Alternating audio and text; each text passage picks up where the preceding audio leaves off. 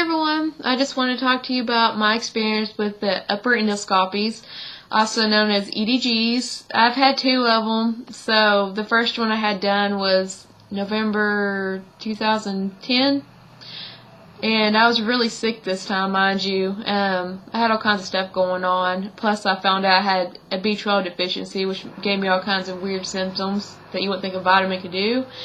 But yeah, this time around I was severely sick. I had a lot of problems, and my gastrologist recommended that I get a EDG done to see what was going on. And the night before, you can't eat after midnight, nothing to eat or drink. So I did that, and after that I threw up every 15 to 30 minutes solid acid. And I figure now that it was a combination of nerves and my gallbladder producing too much acid.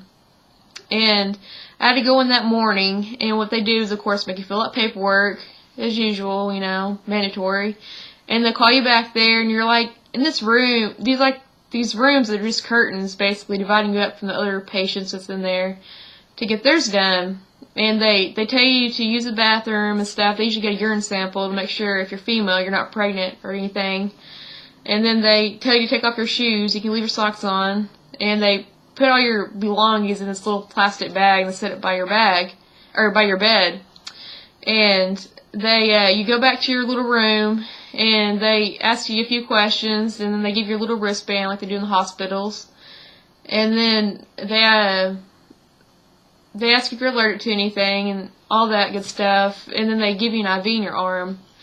And so then you're just sitting there waiting, and then they call you back there, and by then I don't know if they give you nerve medicine or anti-nausea medicine, I know they can.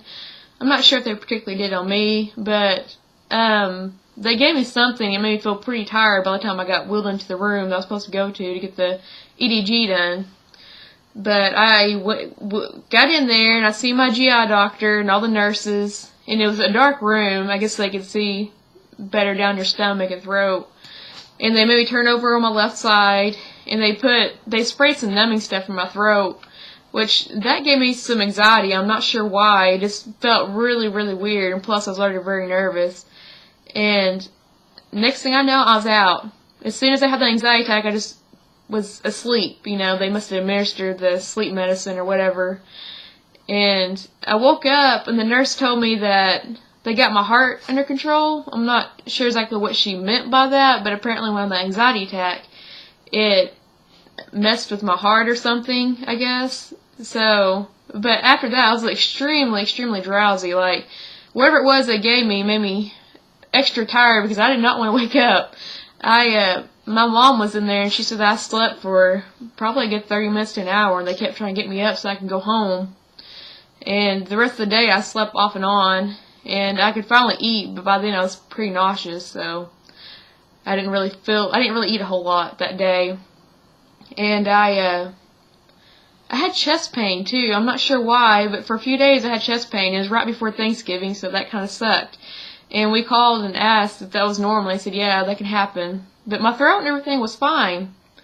So that's what happened on my first one. I had my gallbladder taken out exactly 3 years ago. Almost exactly 3 years ago. And, I've been doing better, but I still have some stomach issues going on. So I went back to my GI doctor, and it was a year later. No, I take that back. It was a little over a year later. About 2 years later, actually, since I had my first endoscopy. And he's like, well, we should probably do another endoscopy on you. And it was October 2012 was my second one I had. And he did that, and I wasn't looking forward to it because, the first time I was so sick and stuff, I didn't have much luck, and I'm not sure what went on with my heart, but, so I was like, okay, yeah, we need to figure out what's wrong, so I went ahead and done that. Same thing, sign paperwork, take the urine test, get your nightgown on, and then they give you the IV, and, that time I wasn't as nervous, though. I guess because the first time, I got it, so it does help. But apparently they gave me something different because they didn't spray my mouth or anything like that this time. And I wasn't horribly, horribly drowsy like I was last time either after I woke up. And I didn't have no anxiety attack or anything like that, so that's really good. And I woke up fairly, decent, like you're supposed to, and they said that everything went great. And they said that I still just produced too much acid even after my gallbladder's out, so they gave me medicines and stuff to help with the acid reducers or whatever. And I got to go home, and I was, a little drowsy like everybody else, but other than that, it wasn't that bad.